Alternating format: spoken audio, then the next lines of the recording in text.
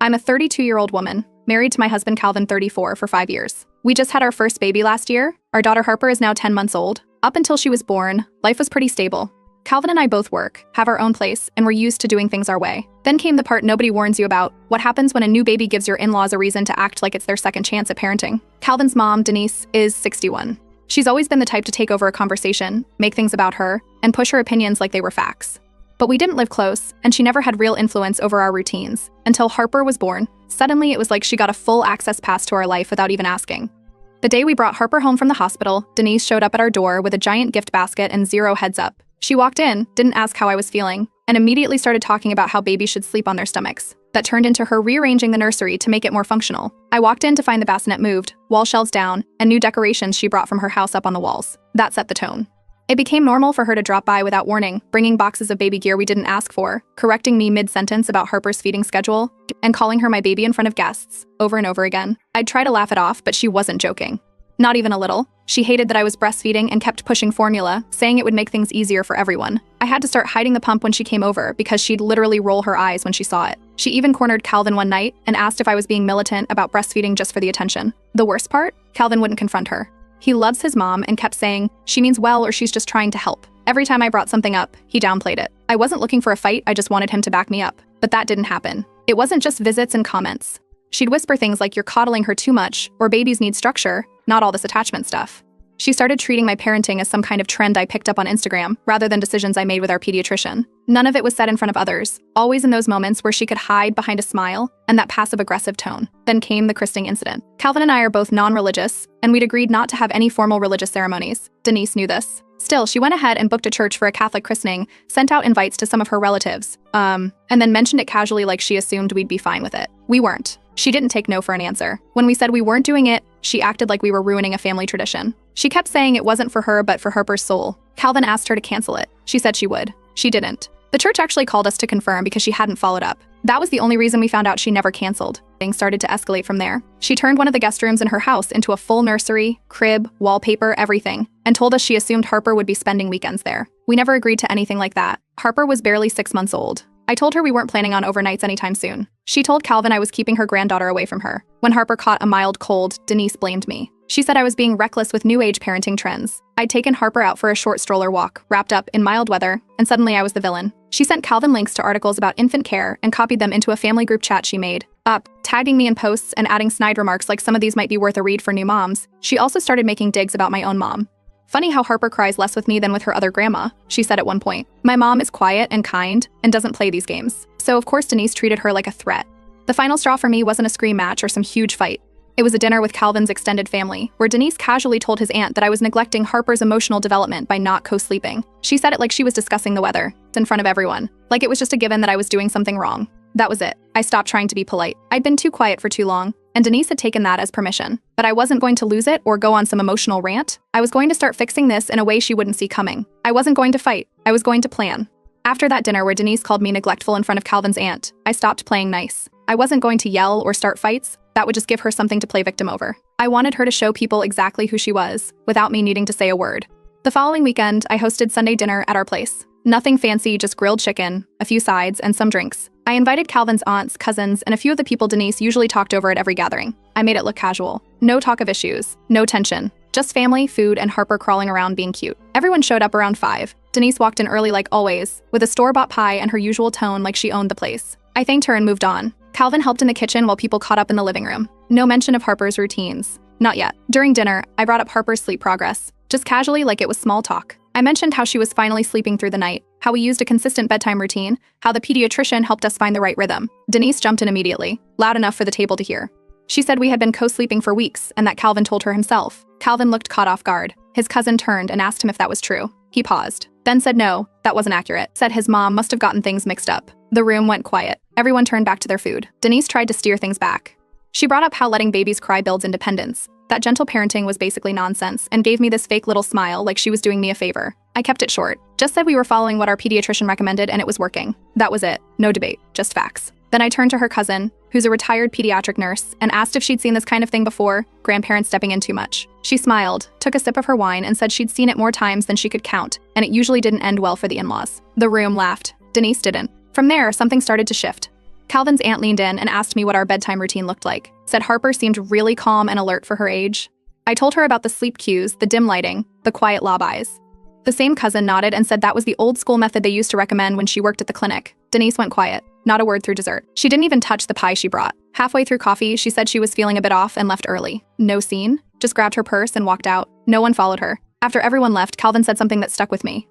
He told me he'd never seen his mom look so out of place. She was usually the loudest person in the room. That night, she barely made it through dinner, and I hadn't argued once. I didn't raise my voice. I didn't accuse her of anything. I just let the conversation happen, gave people space to notice things on their own. The next day, Calvin's cousin texted me to say I handled the dinner better than she would have. Said it was obvious who was actually putting Harper first. I thanked her, but I didn't say much else. The goal wasn't to turn people against Denise. I just wanted them to see the full picture, and they were starting to. In the days after, the family group chat got quiet. No articles, no digs, just normal check-ins about Harper, how she was doing, if we needed anything, simple stuff. No one tagged me in passive-aggressive posts. No one acted like Denise was the gatekeeper of wisdom. She still messaged Calvin separately, but she didn't contact me at all, not even a forwarded meme. I didn't block her. I didn't start a fight. I just didn't give her the room to keep pulling the same tricks. She had to sit in the silence she created. What made that night work wasn't some grand reveal or confrontation. It was a quiet reset. People finally saw how she operated when she wasn't the center of attention. She tried to grab the spotlight and ended up showing everyone why she shouldn't have it. And the best part, I didn't have to convince anyone. She did it all on her own. The dinner changed more than just the mood in our house. It reset the tone across the entire family. The next morning, Calvin's cousin messaged me. She said I handled that night better than she would have, and that she was honestly surprised Denise didn't blow up. She wasn't the only one. The family group chat, which used to be Denise's personal newsletter of outdated parenting advice, suddenly went quiet. No more article links. No more passive-aggressive memes tagged with my name.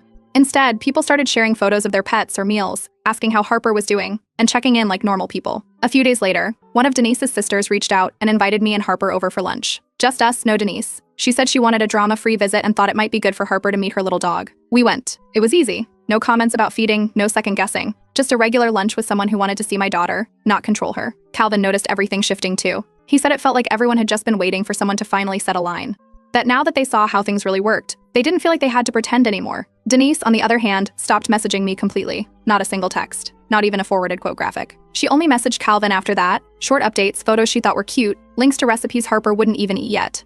It was cold and deliberate, like she had decided she'd punish me with silence. I didn't chase. I didn't even acknowledge it. Around this time, I quietly packed up the giant pile of loud, plastic toys she had dropped off the month before. None of them were safe for Harper's age, and they overwhelmed the living room. I donated them. Calvin mentioned it when she asked about one, and apparently she flipped. Called it disrespectful and accused me of rejecting her love. I still didn't respond. With Harper's first birthday coming up, I took full control of the planning.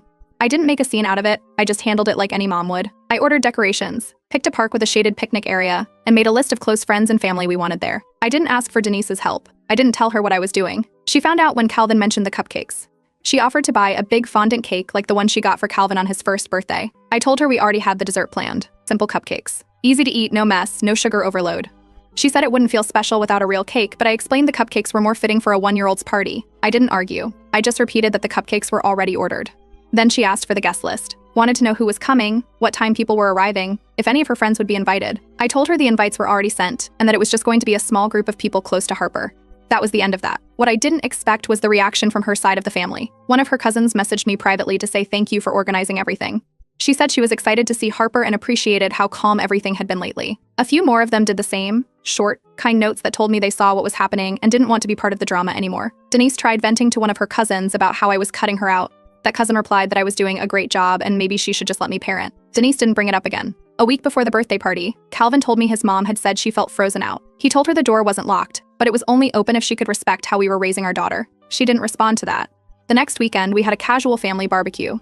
Calvin's aunt hosted it at her place like usual. Everyone showed up except Denise. No one asked where she was. No one seemed surprised. Harper played in the yard with her cousins. People passed her around, took pictures, and helped clean up. It felt light. There was no tension, no whispering, no awkward power plays, just a normal family event. And something clicked after that. People stopped treating Denise like a center of gravity. They started showing up for Harper, not for the performance Denise used to put on around her. I wasn't trying to prove anything or win some silent war. I just stopped letting chaos walk through the front door. The more I stayed focused on Harper and stayed out of the drama, the clearer everything became for everyone else. This wasn't about revenge or putting someone in their place. I didn't want anyone cut off or embarrassed. I just stopped making room for someone who refused to respect us. And now, finally, the rest of the family was doing the same. Harper's first birthday landed on a Saturday, and we hosted it in our backyard. Around 30 people came, close friends, family, a couple of Calvin's coworkers, and cousins with kids.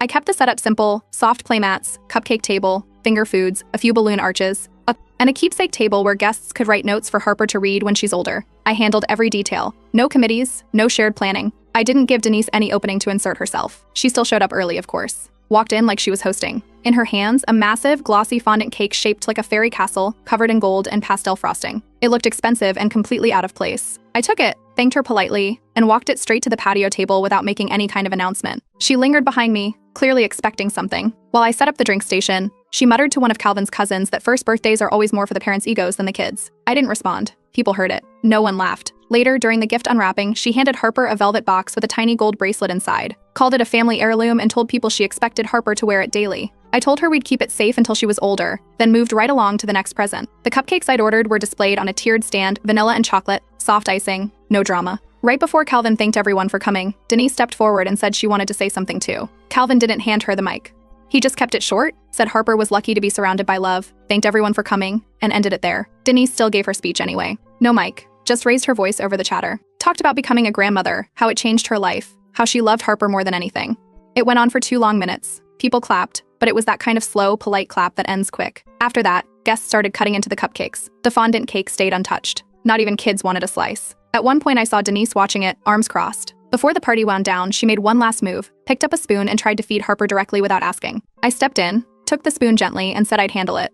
She didn't argue, just stepped back and disappeared for the rest of the party. She left without saying goodbye. Calvin told me later she said the party made her feel like an outsider. A few of his relatives stayed behind to help clean up. One of them, his aunt, mentioned how calm the party felt compared to past family events. Another cousin said it was the first time they'd seen Harper relaxed in a crowd. Everyone noticed Denise's awkward moments, but no one mentioned her fondant cake. That day changed something. Before, it was mostly me noticing the boundary pushing. Now it wasn't just me. The little things added up, trying to steal focus, ignoring simple boundaries, making it about her. People saw it in real time, and she couldn't unring that bell. About 4 days after Harper's birthday party, Calvin's aunt called and asked if I'd seen the photo album Denise had mailed out. I hadn't received anything, so I asked what she meant. She told me Denise had sent out printed albums to several family members, a keepsake, supposedly, to celebrate Harper's first year. I asked what was in it. She said it was mostly photos of Denise holding Harper, Denise feeding Harper, Denise with Harper at various holidays. No pictures of me. None of Calvin either, except maybe one group shot where we were in the background. My parents weren't in it. Harper's actual milestones weren't in it. No first steps. No hospital photo. Nothing from her first birthday. Just Denise, smiling like she was the main character in someone else's life. One of the aunts texted Calvin asking if I'd seen the album and if it had been made with my input. Another asked outright if Denise had done it behind my back. People were confused. It didn't look like a gift, it looked like she was trying to paint a version of Harper's life where no one else existed. Calvin brought it up to her. She called it just a sweet thing and said I was being too sensitive. That was her go-to response whenever something was questioned, pretend it was all out of love, and anyone upset was just overreacting. So I responded, directly once. I told her that erasing Harper's parents and her real life wasn't sweet. It was manipulative. She didn't deny it, just said she included what mattered. That was the end of the conversation. I went to Walgreens, printed photos from the last year, and created a wall in our living room. Harper's first year, starting from the hospital, through every holiday, her first tooth, her crawling, the first park trip, her first birthday, my parents, Calvin's family, Calvin, me, everyone who actually showed up, everyone who loved her for real. We invited a few relatives over that weekend. Calvin's cousin came by and stood in front of the photo wall for a while. She didn't say much, just nodded and said, "This feels real." Denise's album felt like a weird shrine. That same day, I took Denise off the photo sharing app we'd been using since Harper was born. No more baby pictures, no more milestone updates, no explanations. Just closed the door. She didn't show up uninvited after that. She didn't call me, didn't text. That channel was gone. Calvin agreed. He said it wasn't just about overstepping anymore, his mom was trying to rewrite history, and that couldn't be ignored. Denise's sisters kept in touch with us. A few called to check in. One sent a cute book for Harper, but none of them defended the album. They knew. No one needed to say it out loud. Eventually, Denise found out about the photo wall from someone who had visited. She sent Calvin a short message, "So you're replacing me now." He didn't respond. And just like that, the version of Harper's life Denise had tried to create, where she was the center and the rest of us didn't exist, started to collapse. Not because anyone fought her, but because no one believed it anymore. After the birthday party and the photo album stunt, Calvin's family stopped pretending not to notice. His aunt called to ask what was going on with Denise. His cousin texted about how weird the album felt. Someone else brought up the birthday party and how off Denise had seemed. The quiet questions had turned into direct ones. So we invited a few of them over for dinner. Not a huge event, just the people who had started reaching out. Calvin's 2 aunts, a cousin, one of Denise's sisters, and her nephew. We didn't tell them it was for any big announcement. Just food, updates, and catching up. They came early. Harper played with toys in the living room while we brought out dinner. No drama. No speeches. Just calm. After we ate, Calvin walked a few of them over to the photo wall. He explained we'd been keeping a record of Harper's first year, not just pictures, but moments. Her first tooth, her first Halloween, the day she said dada. Everything Denise had conveniently left out of her album. I added a few examples. Like the nursery Denise rearranged without asking. The time she showed up uninvited to a pediatrician appointment. How she decorated a full nursery in her own house and assumed we'd be dropping Harper off for weekends. I pulled up a few messages on my phone, screenshots of her tagging me in old parenting articles in the group chat, the passive digs, the controlling language. I didn't add insults. No name calling, just facts, states, messages, things they could verify. Calvin's cousin, who usually stayed neutral, said, "This actually explains a lot." One of his aunts asked how long it had been going on. Calvin told her it started after Harper was born, but things had built slowly. It wasn't one big moment. It was a pattern. He said we weren't cutting anyone off. We just needed to protect our space, especially for Harper. Denise's sister sat quietly, then said Denise had always had trouble letting go. She mentioned how controlling she'd been when they were raising their own kids. No one disagreed. No one defended Denise. The room went still for a few seconds, but not in a tense way, just quiet. Then the front door opened. Denise had let herself in. Calvin had mentioned the dinner casually earlier that week, never invited her, but she showed up anyway, probably assuming she was the guest of honor. She let herself in, heard part of the conversation, and froze, an unusually bold move even for her. She heard enough to realize what was being shared, the screenshots, the wall, the stories. She stood near the doorway and said we were trying to turn her family against her. I told her she made choices, and now they were seeing the pattern for themselves. She started in with the usual story, how she was only ever trying to help, how she just loved Harper more than anything, and didn't mean to overstep. Calvin stepped in before she could spin it. He told her helping means listening, respecting, not pushing, not deleting people from Harper's story to rewrite her own version. Denise looked around the room. No one stepped in for her. Her sister stayed silent. The cousin who used to nod along said nothing. No one made excuses. She left on her own, quietly. No dramatic exit. Just walked out the same way she walked in, expecting control and finding none. That dinner wasn't meant to be a confrontation, but it turned into a moment of truth. Everyone finally saw it up close. Not in pieces, not through secondhand comments. They saw the full picture. There were no fights, no yelling, no accusations, just a table full of people who understood, finally, why we had drawn a line and why it wasn't moving. After that dinner, Denise went silent. No texts, no calls, no surprise visits. Even her usual indirect messages through cousins or group chat stopped. For the first time since Harper was born, she wasn't hovering. Weeks passed. Calvin and I noticed the difference right away. Harper's naps got longer. Her routine stayed on track. No loud toys showing up, no off-schedule feeding suggestions. The house felt normal, calm. Then the updates started trickling in. One of Calvin's cousins called to say Denise was telling people she'd been cut off for no reason, that Calvin had changed, that I was controlling everything. She painted herself as the misunderstood grandmother who just loved too much and got pushed out.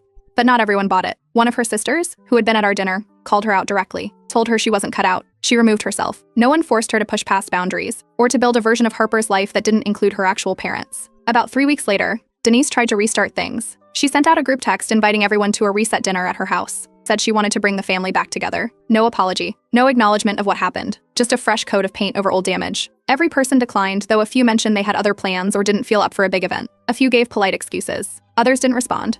2 of them replied that they weren't interested in pretending like nothing happened. Shortly after, Calvin's aunt, the one who usually hosted the family's big spring brunch, called and asked if we'd be willing to host it this year. She didn't make a big statement about it. She just said it made more sense this time. We agreed. No big announcement, no drama. The brunch simply moved to our house. Everyone showed up. Calvin's aunts, his cousins, a few relatives who hadn't been around since before Harper was born.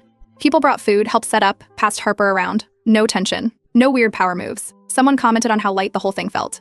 Someone else said it was the first time in a long time the family gathering didn't feel like it was about managing someone's mood. Denise wasn't invited. Later that day, Calvin's aunt pulled me aside and said, if she ever owns it and apologizes, she can be part of this again. But not like this. She'd already told Denise the same thing, that she hadn't been pushed out. She just refused to respect the people around her. No one made a speech. No one burned bridges. The center of the family simply shifted, quietly, naturally, and permanently.